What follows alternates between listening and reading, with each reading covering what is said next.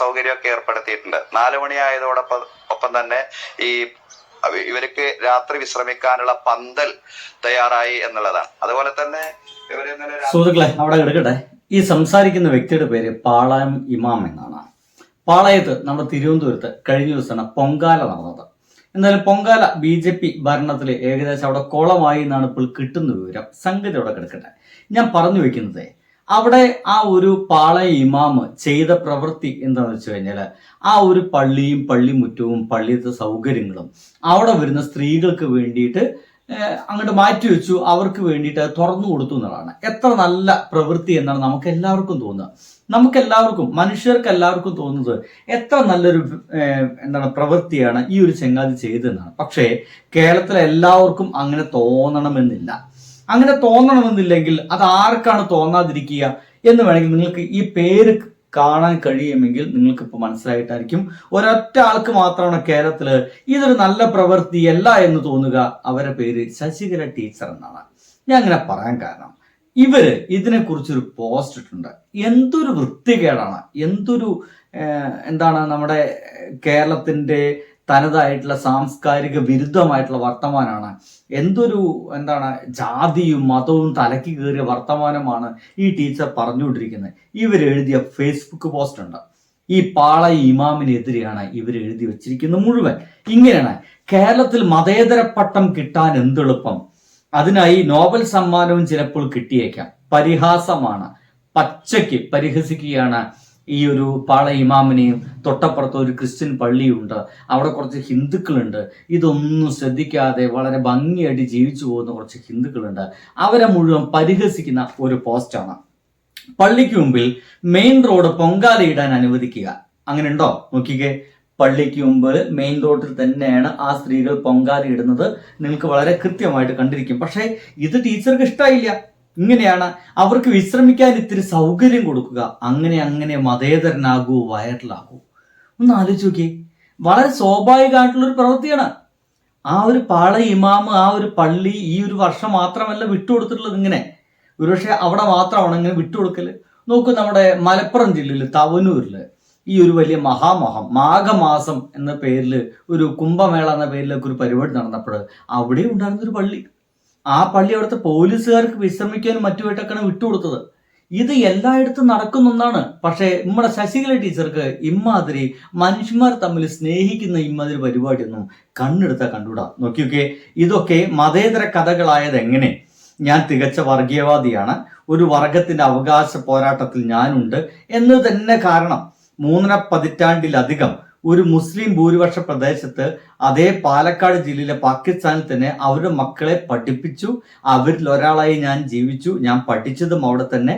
Chocolate കഥ പോലെ 10D ക്ലാസ്സിലെ ഏക ഹിന്ദു പെൺകുട്ടിയായി.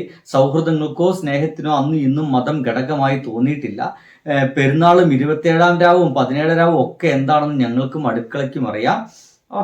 ചുറ്റുമുള്ള എല്ലാ മുസ്ലിം വീട്ടിൽ നിന്നും പലഹാര പാത്രങ്ങൾ അവർ തന്നെ തങ്ങളുടെ അടുക്കളയിൽ കൊണ്ടുവയ്ക്കും. ഞങ്ങൾ അടുക്കളയിലെ പാത്രങ്ങൾ തുറന്നു നോക്കും, ഇഷ്ടമുള്ളതാണെങ്കിൽ എടുത്ത് കഴിക്കും. കഴിഞ്ഞ വർഷം പ്രത്യേക സാഹചര്യത്തിൽ ഓണം, വിഷുവും തിരുവാതിര ഒന്നും ഞങ്ങൾ ആഘോഷിച്ചിട്ടില്ല. അതിന് വിഷമം ഞങ്ങളെപ്പോലെ തന്നെ അയൽപ്പക്കക്കാർക്ക് ഉണ്ടായിട്ടുണ്ട്. ഇവരുടെ അയൽപ്പക്കക്കാരെ ഈ അടുത്ത് എഴുതിയത് ഇവരെന്തിനാണ് ഇങ്ങനെ മുസ്ലിങ്ങളെ കുറ്റം പറഞ്ഞുകൊണ്ട് ഇങ്ങനെ വീഡിയോ ഇങ്ങനെ ഇട്ടുകൊണ്ടിരിക്കുന്നത് അല്ലെങ്കിൽ എഴുതിക്കൊണ്ടിരിക്കുന്നത്? എൻ്റെ അയൽവാസിയാണ്, ഇവർ ചുറ്റുഭാഗത്ത് മുസ്ലിങ്ങളൊക്കെ ഉണ്ട് അല്ലേ? ഒന്ന് ആലോചിച്ച് നോക്കിയേ. ഇവരുടെ മുഖത്തേക്ക് തന്നെ ഇവർക്ക് നോക്കണ്ടേ? എന്തായാലും വിഷ്ണു തലേ ദിവസം രാത്രിക്കാണ് പടക്കം കൂടുതൽ പൊട്ടിക്കുന്നത്, കത്തിക്കുക. അപ്പോൾ അയൽപ്പക്കക്കാരൊക്കെ വരും എന്ന് പറഞ്ഞുകൊണ്ട് ഇവരിങ്ങനെ എഴുതിയിരിക്കുകയാണ്. എന്നിട്ട് സംഗതി ഇങ്ങനെയാണ്: അപ്പോഴുണ്ട് തൊപ്പിയിട്ട കുറെ ചെറുപ്പക്കാര്, ടീച്ചറെ സീറ്റില്ലേ, ഞങ്ങൾ ഒരു സീറ്റ് തരാം. ഏതൊരു മലബാർ എക്സ്പ്രസ്സിൽ എങ്ങാണ്ട് പോകുന്ന സമയത്താണ് തൊപ്പിയിട്ട 2 ചെറുപ്പക്കാര് സീറ്റ് തരാമെന്ന് പറഞ്ഞു. സീറ്റ് കൺഫേം ആകാത്തത് കൊണ്ടാണ് ഞാൻ നിൽക്കുന്നതെന്ന് അവർ വിചാരിച്ചത്. കേരളത്തിലെ പ്രശസ്തമായ ഇസ്ലാമികവാദ സ്ഥാപനത്തിലെ അന്തേവാസികളായിരുന്ന അവരൊക്കെ പറഞ്ഞു പരിചയപ്പെട്ടു. സെൽഫിയും എടുത്താണ് ഞങ്ങൾ പിരിഞ്ഞത്. 90% ആളുകൾ ഇങ്ങനെയൊക്കെ തന്നെയല്ലേ?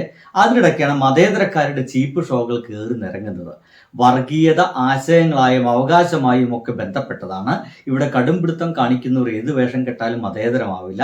വന്ദേമാതരം ചൊല്ലുമോ, തിരുപ്രംകുണ്ടത്ത് കാർക്ക് ദീപം കൊളുത്താമോ, മുനമ്പം വഖഫ് ഭൂമിയാണോ? ഇവരെ എന്താമാര് ചോദ്യങ്ങളെന്ന് ആലോചിക്കേ. ഇങ്ങനെ 1000 ചോദ്യം ഒരു വേഷം കെട്ടുകാരൻ ചോദിച്ചു നോക്കൂ.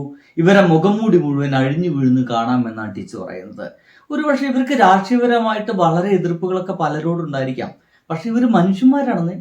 ടീച്ചർ എന്തൊക്കെ തന്നെ പറഞ്ഞാലും നിങ്ങൾ രാഷ്ട്രീയപരമായിട്ട് ചോദ്യവും നിങ്ങൾ ഇവിടെ സാമൂഹികപരമായിട്ടുള്ള ജീവിതം തമ്മിൽ കൂട്ടിക്കുറയ്ക്കാൻ നിൽക്കരുത്. രാഷ്ട്രീയപരമായിട്ട് ചോദിക്കുമ്പോൾ അവർക്ക് വ്യത്യസ്തമായിട്ട് അഭിപ്രായം ഉണ്ടായിരിക്കും. പക്ഷേ ഇത് ഒരു മറ്റുള്ള അതിഥികളെ സൽക്കരിക്കാൻ കിട്ടുന്ന ഒരു വേളയാണ്. അത് വളരെ ഭംഗിയായിട്ട് നോക്കുക എന്നുള്ളതാണ് അവർ ചെയ്യുന്നുള്ളൂ. കഴിഞ്ഞിട്ടില്ല. ഇവർക്ക് ഇത് ഇഷ്ടമായില്ല. ബാക്കി ഇങ്ങനെയാണ്. നബിദിനത്തിന് ഓടി വന്ന് മാലയിടുന്നതും അമ്പലത്തിൽ വാങ്ക് വിളിക്കുന്നതും നോമ്പ് തുറക്കുന്നതുമെല്ലാം ചാനലുകളിൽ അല്ലെങ്കിൽ സോഷ്യൽ മീഡിയയിലെ വൈറൽ പനി കുതിച്ച് തന്നെയാണ് എന്നാ പറയുന്നത്. അതായത് ഇവർ അഭിപ്രായ പ്രകാരം നബിദിനത്തിന് കുട്ടികൾ ഇങ്ങനെ പോകുമ്പോൾ അവർക്ക് മാലയിട്ട് കൊടുക്കാൻ പാടില്ല. അമ്പലത്തിൽ ബാങ്ക് വിളിക്കാന്ന് കേട്ട് വിചാരിക്കും നിങ്ങൾ അമ്പലത്തിനുള്ളിൽ പോയി ബാങ്ക് വിളിച്ച്. നല്ലതേ, ഈ അയ്യപ്പവിളക്കുമായി ബന്ധപ്പെട്ടുള്ള ഒരു പരിപാടിയാണ്. അതൊരു ആചാരത്തിന്റെ പരിപാടിയുടെ ഭാഗമാണ്. അത് ടീച്ചർക്ക് ഇഷ്ടമായിട്ടില്ല. നോമ്പ് തുറക്കി പോകുന്നത് ടീച്ചർക്ക് ഇഷ്ടമല്ല. അങ്ങനെ പോകുന്നതൊക്കെ വൈറലാവാൻ വേണ്ടിയിട്ടാണ് എന്നാണ് ടീച്ചർ എഴുതുന്നത്. കഴിഞ്ഞിട്ടില്ല കേട്ടോ. ബാങ്ക് വിളിക്കാൻ മുസ്ലിങ്ങൾ സ്ഥലപരിമിതിയില്ല. മുസ്ലിങ്ങൾക്ക് പോലും ഒരു ഇത്തിരി പൈസ ഉണ്ടെങ്കിൽ വീടുകളിലല്ല നോമ്പ് തുറ സംഘടിപ്പിക്കുന്നത്. ആളുകളെ ക്ഷണിച്ച് ഓഡിറ്റോറിയങ്ങളിലോ പ്രത്യേക പന്തലിലോ ഒക്കെ അവർ നോമ്പ് തുറ നടത്തുന്നു. അപ്പോഴാണ് മതേതര വേഷം കെട്ടുകാർ അവരെ അമ്പലത്തിനകത്ത് വലിച്ചു കെട്ടിക്കൊണ്ടുപോകുന്നത്. അതായത് അമ്പലമുറ്റത്ത് ഒരു നോമ്പ് തുറ ഈ അടുത്ത കാലത്ത് നടത്തിയിരുന്നു. അതും ടീച്ചർക്ക് ഇഷ്ടമായില്ല. അങ്ങനെ നടത്താൻ പാടില്ല എന്ന് പറയുന്നത്. ഈ സോഷ്യൽ മീഡിയ ഒക്കെ ഇങ്ങനെ ഉള്ളതുകൊണ്ടാണ് ടീച്ചർ ഇതൊക്കെ അറിഞ്ഞത്. പക്ഷെ പണ്ടും ഇത് ഇങ്ങനെയൊക്കെ തന്നെയാണ് നടന്നിരുന്നത്. ആ മുറ്റത്തൊക്കെ നടക്കും, ഇനിയും നടക്കും. ഇങ്ങനെ മുസ്ലിങ്ങളെ കണ്ടെടുത്താൽ കണ്ടുകൂടാ. മുസ്ലിങ്ങൾ ആഘോഷത്തിൽ പങ്കെടുക്കാൻ പാടില്ല. മുസ്ലിങ്ങൾ നോമ്പ് തുറക്കി അമ്പലമുറ്റത്തേക്ക് ക്ഷണിക്കാൻ പാടില്ല. അമ്പലമുറ്റത്തുള്ള ആളുകൾ അവരെ പ്രോഗ്രാമിന് അങ്ങോട്ട് പങ്കെടുക്കാൻ പാടില്ല. ഹിന്ദുക്കൾ വെറും ഹിന്ദുക്കൾ മാത്രമായിട്ട് ജീവിക്കുക, മുസ്ലിങ്ങൾ വെറും മുസ്ലിങ്ങൾ മാത്രമായിട്ട് ജീവിക്കുക. അങ്ങനെ ഒരു വരണ്ട ജീവിതമാണ് ഇവർ സ്വപ്നം കാണുന്ന കേരളം കേട്ടോ. കഴിഞ്ഞിട്ടില്ല. അപ്പൊ അതുകൊണ്ട് ഇതൊക്കെ മതേതര വേഷം കെട്ടുകാരെന്നാണ് ഇവരുടെ അഭിപ്രായം. ഇവർ അമ്പലത്തിനകത്ത് വലിച്ചു കെട്ടുപോകുന്ന വൈറൽ പനിക്ക് മരുന്നില്ല. സാവകാശം മാറും. ക്ഷമയോടെ കാത്തിരിക്കാം. അതുവരെ ഈ വിറയലും തുള്ളലും ഒക്കെ കാണുക തന്നെ, അല്ലാതെ എന്ത് ചെയ്യും? അതായത് സാവകാശം മാറും എന്ന് പറയുന്നത് ഒരിക്കൽ മുസ്ലിങ്ങളെല്ലാം ഹിന്ദുക്കളെ ആക്രമിക്കും എന്ന് പറയുന്ന എന്നുള്ള ഒരു ചിന്താഗതി മുന്നോട്ട് വെക്കുകയാണ്. ഒന്ന് ആലോചിച്ച് നോക്കി. എന്തോരം മനുഷ്യന്മാരുണ്ട് ഇവിടെ. അവിടെ തന്നെ ആലോചിച്ച് നോക്കി. അവിടെ ഹിന്ദുക്കളുണ്ട്, മുസ്ലിങ്ങളുണ്ട്, ക്രിസ്ത്യൻസ് ഉണ്ട്. ആ മൂന്ന് എന്താ പറയുക ആരാധനാലയങ്ങൾ തൊട്ടാണ് നിൽക്കുന്നത്. എനിക്ക് തോന്നുന്നു ഒരൊറ്റ ചുറ്റുമതിൽ അതിനൊക്കെ ഉള്ളൂ എന്നൊക്കെ തോന്നുന്നുണ്ട്. എന്തായാലും അങ്ങനെ നിൽക്കുന്ന സ്ഥലത്ത് പോലും വളരെ ഭംഗിയായിട്ട് അവിടെ പ്രോഗ്രാം കഴിഞ്ഞു. ഒരു പ്രശ്നം ഉണ്ടായിട്ടില്ല. ഹിന്ദുക്കൾക്കും പ്രശ്നമില്ല, മുസ്ലിങ്ങൾക്കും പ്രശ്നമില്ല. പള്ളി വിട്ടുകൊടുത്തുകൊണ്ട് പള്ളിക്കാർക്കും പ്രശ്നമില്ല.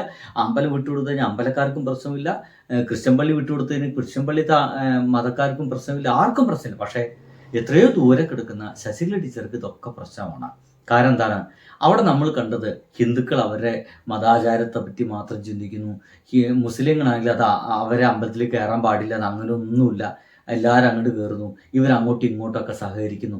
മനുഷ്യന്മാരായിട്ടാണ് സഹകരിക്കുന്നത്. പക്ഷേ ആ ഒരു മനുഷ്യന്മാരുമായിട്ടുള്ള സഹകരണം ഉണ്ടല്ലോ, അത് ഇത്തരം ഈ ഒരു സംഘപരിവാർ ചിന്തയായിട്ട് നടക്കുന്ന ഇവർക്കൊന്നും തീരെ ഇഷ്ടമല്ല എന്നുള്ളതാണ് വീണ്ടും വീണ്ടും ടീച്ചർ തെളിയിക്കുന്നത്. നമുക്ക് തിരുത്തവേ പറ്റാത്ത ഒരാളായിട്ട് ഈ ടീച്ചർ മാറുന്നുണ്ട് എന്നുള്ളതാണ്. സുഹൃത്തുക്കളെ, ബൈ.